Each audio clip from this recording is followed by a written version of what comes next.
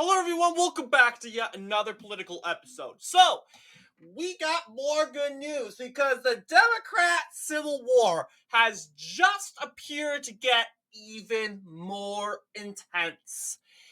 We have more and more Democrats calling on him to drop out. We have celebrities telling him to drop out. The owner of Netflix said, "Hey, Joe, we need to defeat Orange Man by dropping out." And but and they're giving Joe Biden, as you know, they're kneeling down, begging Joe Biden, please drop out. If you drop out, we'll call you the best president ever. And we know they want it, right? Well, they would, because then again, they're going to be talking. They're going to be using the talking points. But yes, if he drops out, they'll be saying Joe Biden made a huge sacrifice for America. They'll be using that talking point. I guarantee you. When that happens. And to be honest, this isn't the future to call. This is the Democrats' problem. And I'm glad the Republicans have nothing to do with it. Because should Republicans have something to do with it? No. Republicans, we need to keep our mouths shut. Shut. In fact, we need to continue to argue and go on to the offensive to this Trump immunity case and tackle the misinformation that is being spread by the liberal media that Donald Trump can assassinate and kill and arrest his political opponent and can't. No, you're not understanding. The thing is, you can't round up prosecutions against the president of the United States. The once again, Supreme Court didn't rule that the president gets to be the aggressor. No. The Supreme Court ruled that you can't be the aggressor and prosecute the sitting president for and that's what's kind of, as you know, getting a little controversy. And there are underlying conditions. And guess what? We're going to find out those underlying conditions in a little bit. Those underlying convictions, like, okay, you can be convicted or held accountable by the law and I would imagine hiring an assassin to go after your political opponent, because guess what? Your political opponent has, as you know, constitutional rights, constitutional freedoms protected by the law. That again, that isn't a law created. That's the Constitution. That's probably the oldest law. That your political opponent has the right to life, liberty, and the pursuit of happiness and shouldn't be arrested. And that's how you create a dictatorship. But the left is saying, oh, dictatorship. And it's not like that. No, it isn't.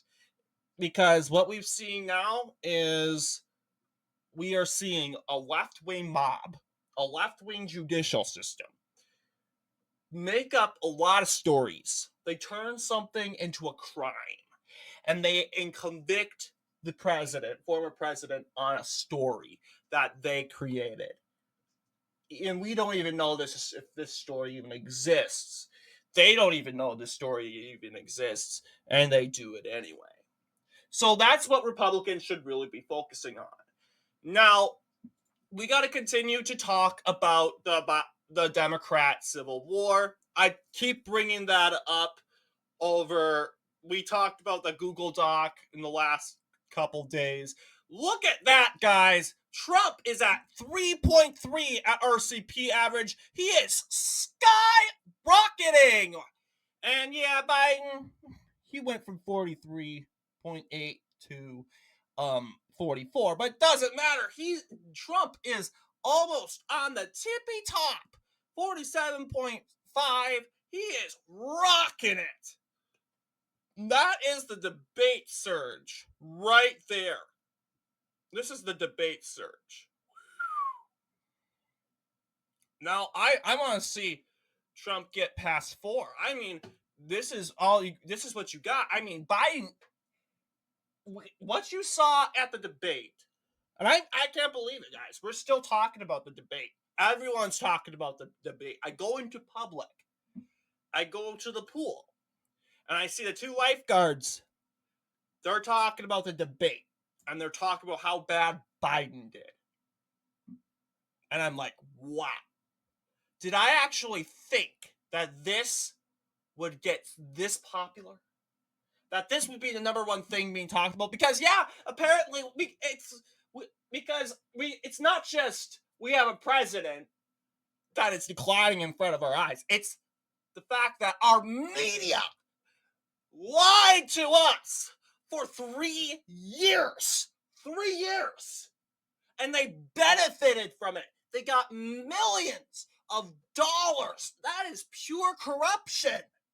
They blatantly lied and told us that Joe Biden is cognitively and mentally sharp, intelligent. And they downplayed the severities of Joe Biden's cognitive abilities. If you really cared about Joe Biden, you'd be talking about his age. You'd be talking about, okay, Joe Biden is getting old. What? We should come up with a plan. I guarantee you, they don't have a plan. They never came up with a plan. I even thought they had a plan. What if this man was to die in his sleep tonight? Democrats would inaugurate Kamala Harris. We know how the VP succession works. But how do you guys go from there? Unexpected. Yeah, Kamala Harris needs to do president stuff, but how do you take over the campaign? See, the scenario for Democrats isn't going to get better.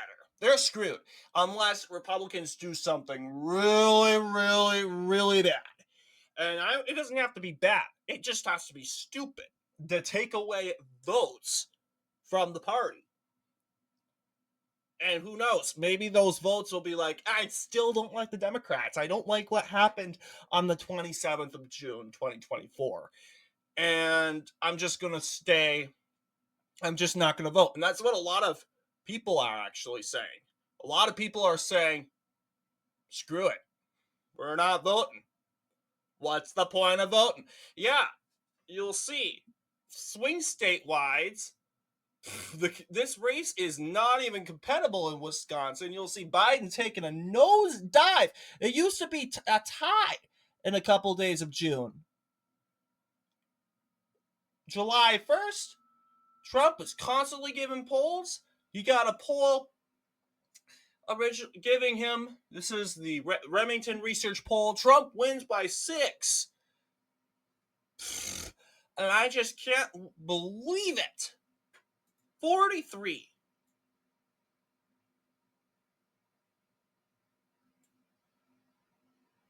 Minus 43% says the country's at the wrong track. 19 point approval. Let's give it to Biden. At least he's minus 19. That's still not good. It's still not good. Yeah, more people are disapproving thanks to his debate performance. You'll see it's going all the way up. He's taking a nosedive down. Yeah, minus 19. 57 disapprove. 38% approve. His lowest ever was 37 in July of 2022.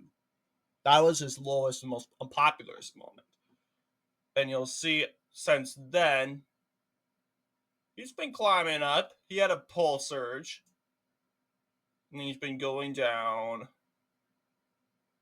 Yeah, it's pretty much over for poll-wise. But, yeah. It's just very astounding. We see Democrats. Really, it's not about Biden anymore. It's about the party. The party above all. The party above all. They'll say how good Biden's doing. No, in reality, it's about how good Democrats are doing. Because that's what matters. Who cares about if Biden's doing a good job? Democrats will take all the credit. And good news, Democrats haven't done a good job. Biden hasn't done a good job. And they like to correlate to themselves to Biden, compare themselves to Biden's work. Well, we can tell you, we can blame you, the Democratic Party, for all the failures of Joe Biden. That's what we could do. So, yes, it's looking very bad for Democrats. And Democrats are like, okay, he can't win. There's no way Biden could win. The Congress, the House and Senate, House Democrats and House Democrats, Senate Democrats are divided. Most Senate Democrats are like, okay, we can't win. And I don't know what the Senate Democrats are planning. 25th Amendment. How do you enact the 25th Amendment? So Senate Democrats,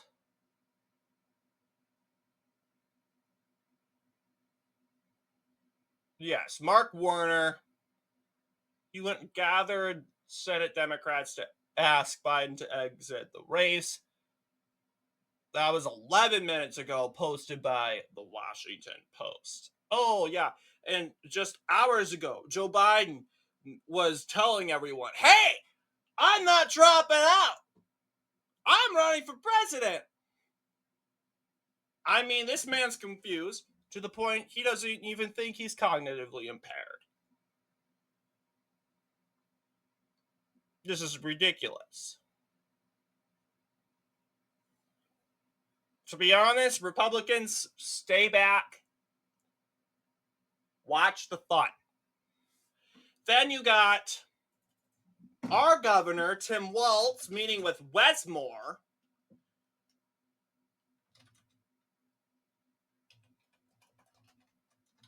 And Kathy Hochul of New York, basically coming out and saying, we need to rally behind Biden. We need to rally behind Biden. And basically strongly back and insist that he is the right option to go with. Then again, just exploit and spam Biden's a good man, Biden's a good president. Just spam and do what the liberal media has been doing for 3 years. Yeah, that's not going to work. American people are ticked off that you lied to them for 3 years. Tim Walz is telling us to go back to what they've been doing since day one? Woo, we just have to do it more. Well, yeah, let's think. The Democrats control the whole media. They don't control Fox News. That's because it's a counter media, counter source, because it doesn't matter. By media, that means of social media. They have social media. They also have big tech. They have Facebook and Twitter, X. I will tell you, it's on the right side, finally. It's on the base side. They're finally standing up with free speech, but I would describe it as a coup, a rightful coup. We literally just took over. Elon Musk bought Twitter and said, you know what? We're going to make it better. Then again, Elon Musk, he's an independent. He is not a right-winger. Guys, he's not a Trump supporter.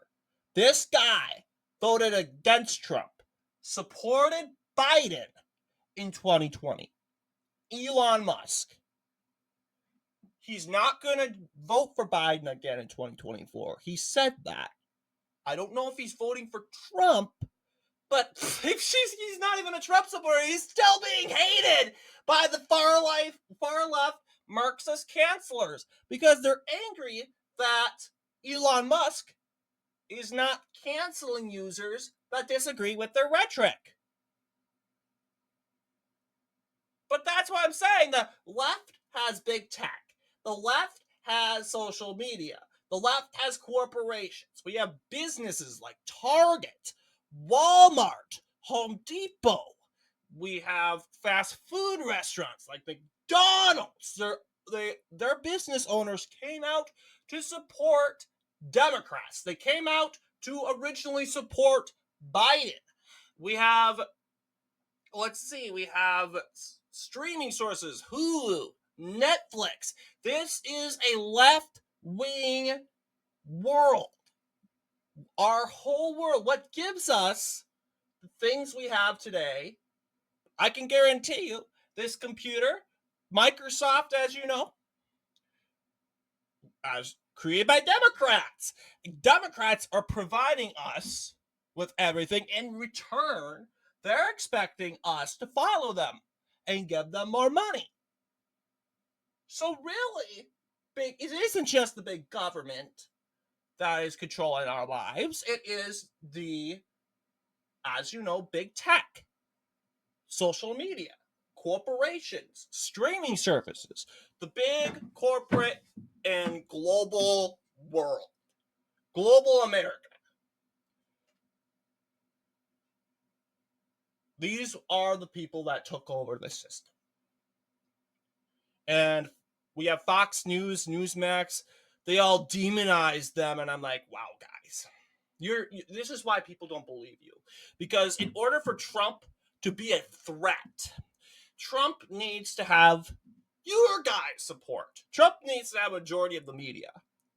He has Fox News, and that's pretty much, and Fox News counters Trump sometimes, and because there's some times where we talk about Chris Wallace. He used to be on Fox News, and he was a troll on Fox News. So don't even. He was in the Trump era. Fox News in the Trump era. And then you have Newsmax, and guess what?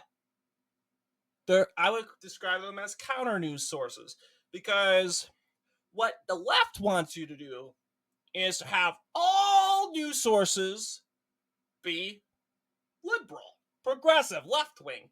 They'll tell them, oh, we're actually center. That's what the MSNBC will say. We're not actually left. We're center. We're moderate. But that's the thing. They want to turn their left-wing views into moderate. They know their left-wing views and rhetoric are left-wing and populist and progressive, but they're going to change the word to moderate. We think we're being moderate. We're actually moderate. We're actually center. And we're taking this bold move because we see what's going on in the Republican Party, and it's scary, and it's a threat to democracy. And you listen to these people, and you let that sink into your brain. And this is why we have so many people that are deranged, angry with Fox News, because they're taking a conservative approach. No, you have to agree with everything I say. If you have a separate opinion than I do, you're a threat to democracy. No, you can't think for yourself as a free American. No, the media has to control your life. The media has to control your values. The media has to control what you say. Wow. And they're saying democracy's at stake. So this is what I'm talking about. The Democrat Civil War. And apparently that's all coming to an end. They're falling apart. They're turning against each other. The pro-Biden Democrats, including Tim Walz, Wes Moore, and Kathy Hochul, versus I would definitely say pro-Biden, but they're definitely, I want to call them pro-Democrat Democrats. Party overall Democrats, including Chris Warner, and majority of Democrats in the U.S. Senate. They're coming together and they're saying, you know what? We need to force Biden out. He has made it clear he's not going to leave. It doesn't matter. We're going to kick you out. And you know what? The more fighting they do with each other, the more it helps Republicans, because the more they fight in the infight with each other, the more they tire themselves out with the fighting. When the actual boss battle comes, they're all bruised up. They're all sore. They pulled their muscles. They strained they strained their limbs, and they're wobbling over to the battlefield with a dislocated elbow. Yeah, because you literally fought like it's the end of the world against your own with your own allies over whether you should have Joe Biden in or not. It doesn't really matter if the result is Joe Biden stays in or Joe Biden doesn't go. Democrats want either way. He's going to get their butts kicked because they put the energy and the concentration too much on each other. While Republicans, we know this happens because Republicans did this a lot.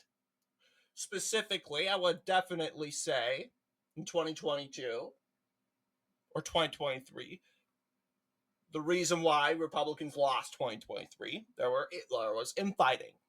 We were distracted. I mean, wow. There was pro DeSantis Republicans, pro Trump Republicans, and then we didn't want to back the candidate that had the endorsement. And then again, the House of Representatives was divided. Pro Trump Republicans in the Senate, pro establishment, in the House, pro establishment Republicans in the House of Representatives. They were fighting each other, and the American people were like, we don't want to be associated with these guys. So that's why Democrats won. Now the roles have been reversed. Democrats are fighting now. But the media isn't going to cover it. They're not going to cover what's going on behind closed doors. The media covered what's going on behind closed doors last year with the Republicans because then again, they want Republicans to look bad. They record the Republicans yelling at each other. They want to record the childish moments. And I'm going to be honest, they are childish moments. They record it because that benefits the narrative.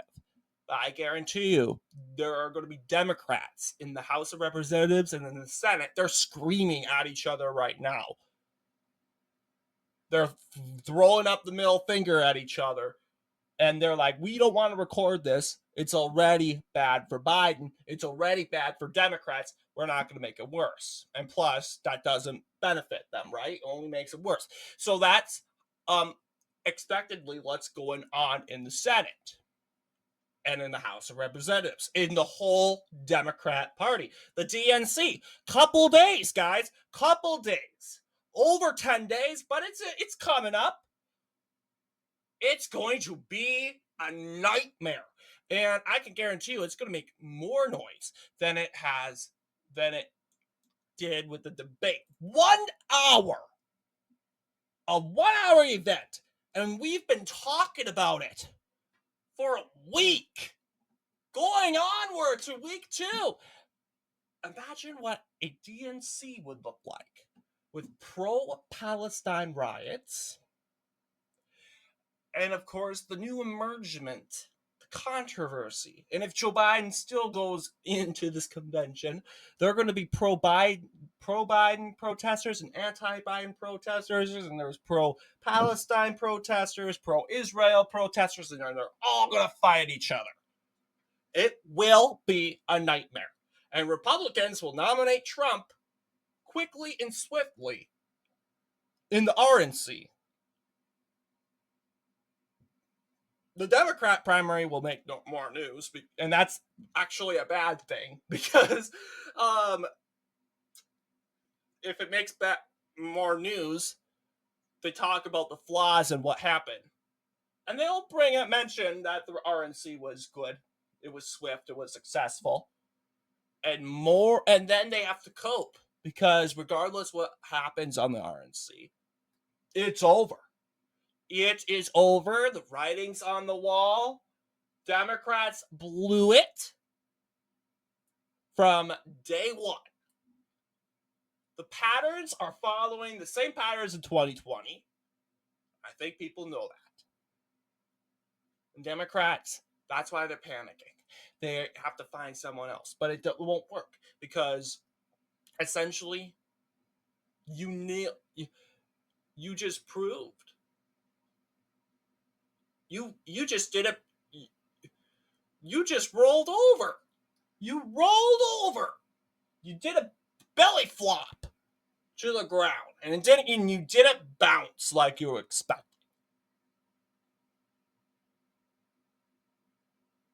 And my point of that is, you thought you were going to get back up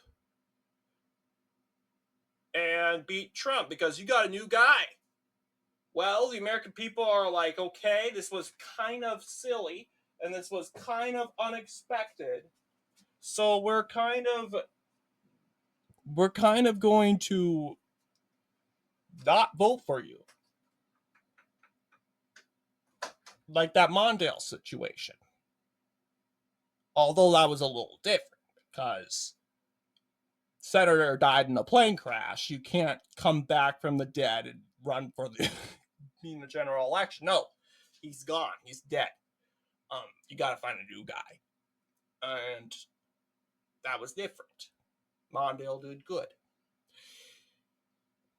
Replacing this guy because he's old and believing that, and most Americans believing that Joe Biden and Democrats made the wrong move of sending Biden to launch a second campaign was a mistake from the very beginning. It isn't going to help them. And them just realizing that now, it's going to irritate some Democrats, and it's not going to help them. So forget it. It's not going to help Democrats. It's a doomsday scenario in their part. They're done. So anyway, I made this video long enough, but what do you guys think in regards to the Senate turning on Joe Biden after Biden met with George Stephanopoulos and a campaigning rally pleading and vowing to stay in this race? Let me know down in the comments. They just have a little bit left. They only have so much time before the convention. This is our moment to sit down and relax, watch the show. I'll see you all in the next political episode.